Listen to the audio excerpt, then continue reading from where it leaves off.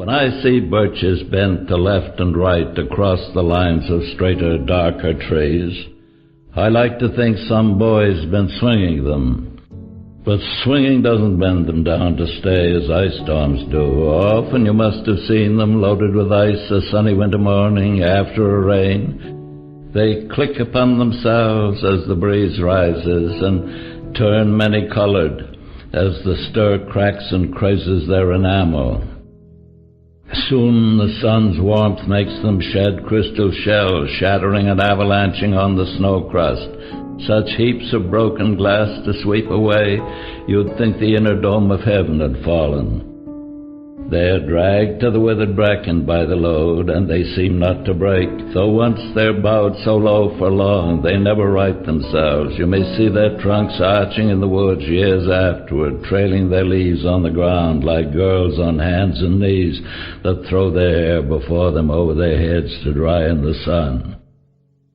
But I was going to say, when truth broke in with all her matter-of-fact about the ice storm, I should prefer to have had some boy bend them as he went out or in to fetch the cows, some boy too far from town to learn baseball, whose only play was what he found himself, summer or winter, and could play alone.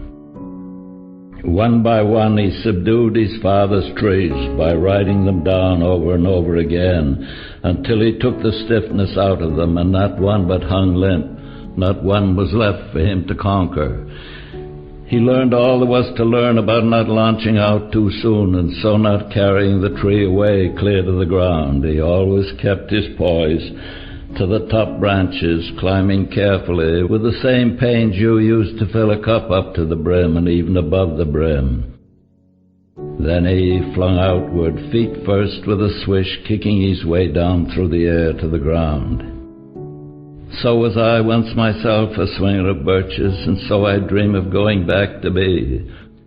It's when I'm weary of considerations and life is too much like a pathless wood where your face burns and tickles with the cobwebs broken across it, and one eye is weeping from a twig's having lashed across it open.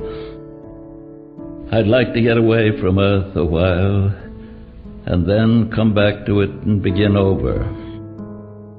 May no fate willfully misunderstand me and half grant what I wish and snatch me away not to return. Earth's the right place for love. I don't know where it's likely to go better.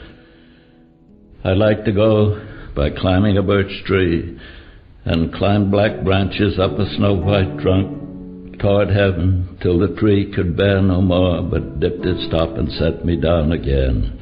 That would be good both going and coming back. One could do worse than be a swinger of birches.